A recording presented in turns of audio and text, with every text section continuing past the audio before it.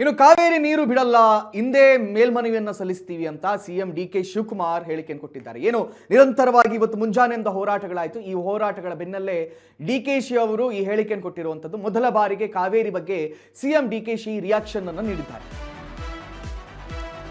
ಕಾವೇರಿಗೆ ನೀರು ಬಿಡಲ್ಲ, ಹಿಂದೆ ಮೇಲ್ಮನವಿಯನ್ನ ಸಲ್ಲಿಸ್ತೀವಿ. ಮೊದಲ ಬಾರಿಗೆ ಕಾವೇರಿ ಬಗ್ಗೆ ಸಿಎಂ ಡಿಕೆ ಶಿವಕುಮಾರ್ ರಿಯಾಕ್ಷನ್ ಅನ್ನು ನೀಡಿದ್ದಾರಂತೆ. ಮೇಲ್ಮನವಿ ಸಲ್ಲಿಕೆಗೆ ಕಾನೂನು ತಜ್ಞರು ಸಿದ್ಧತೆಯನ್ನು ನಡೆಸ್ತಾ ಇದ್ದಾರೆ. ಸಿಡಬ್ಲ್ಯೂಆರ್ಸಿ ಆದೇಶದ ವಿರುದ್ಧ ಸಿಡಬ್ಲ್ಯೂಎಂಎಗೆ ಮೇಲ್ಮನವಿಯನ್ನು ಸಲ್ಲಿಸುತ್ತೇವೆ ಅಂತ ಡಿಕೆ ಶಿವಕುಮಾರ್ ಹೇಳಿದ್ದಾರೆ. ತಮಿಳುನಾಡು ಸಿಎಂ ಜೊತೆಗೂ ಮಾತಾಡ್ತೇವೆ. ಇದೇ ಆಗಸ್ಟ್ 3ನೇ ತಾರೀಕು ಮೀಟಿಂಗ್ ಅನ್ನು ಕರೆಯಲಾಗಿದೆ. ರಾಜ್ಯಕ್ಕೆ ಬಂದಾಗ ವಸ್ತು ಸ್ಥಿತಿ ಮನವರಿಕೆ ಮಾಡಿಕೊಡ್ತೇವೆ ಅಂತ ದೆಹಲಿಯಲ್ಲಿ ಸಿಎಂ ಡಿಕೆ ಶಿವಕುಮಾರ್ ಹೇಳಿಕೆಯನ್ನು ನೀಡಿದ್ದಾರೆ. ದೆಹಲಿಯಲ್ಲಿ ಸಿಎಂ ಡಿಕೆ ಶಿವಕುಮಾರ್ ಈ ಹೇಳಿಕೆಯನ್ನು ಕೊಟ್ಟಿರುವಂಥದ್ದು. ಯಾವುದೇ ಕಾರಣಕ್ಕೂ ನಾವು ನೀರು ಬಿಡಲ್ಲ, ಸಿಡಬ್ಲ್ಯೂಆರ್ಸಿ ಏನು ನೀರು ಬಿಡಬೇಕು, 4 TMC ನೀರು ಬಿಡಬೇಕು ಅಂತ ಏನು ಆರ್ಡರ್ ಅನ್ನು ನೀಡಿದೆ, ಅದನ್ನ ಮೇಲ್ಮನವಿಯನ್ನ ಸಲ್ಲಿಸ್ತೀವಿ. ಯಾರಿಗೆ? CWMARಗೆ ನಾವು ಮೇಲ್ಮನವಿಯನ್ನ ಸಲ್ಲಿಸಿ ಚರ್ಚೆಯನ್ನ ಮಾಡ್ತೀವಿ. ಯಾವುದೇ ಕಾರಣಕ್ಕೂ ಕೂಡ ನಾವು ನೀರು ಬಿಡಲ್ಲ ಅಂತ ಡಿಕೆ ಶಿವಕುಮಾರ್ ದೆಹಲಿಯಲ್ಲಿ ಮಾತಾಡಿದ್ದಾರಂತೆ.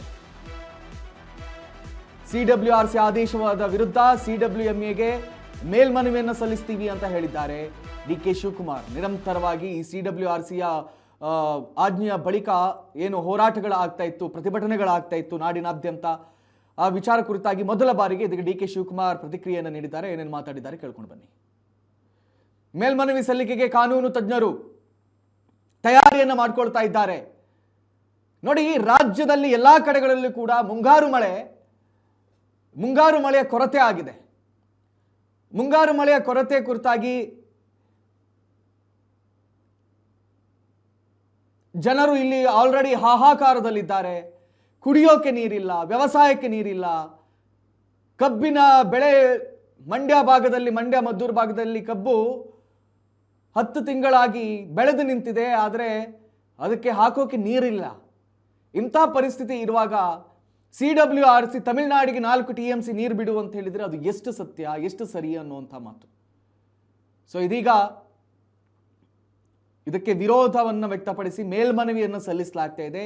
CWRMAಗೆ ಸಲ್ಲಿಕೆಯನ್ನು ಮಾಡ್ತೀವಿ ಅಂತ ದೆಹಲಿಯಿಂದ ಮಾನ್ಯ ಮುಖ್ಯಮಂತ್ರಿಗಳಾಗಿರುವಂತಹ ಡಿಕೆ ಶಿವಕುಮಾರ್ ಅವರು ಹೇಳಿಕೆಯನ್ನು ಕೊಟ್ಟಿದ್ದಾರೆ.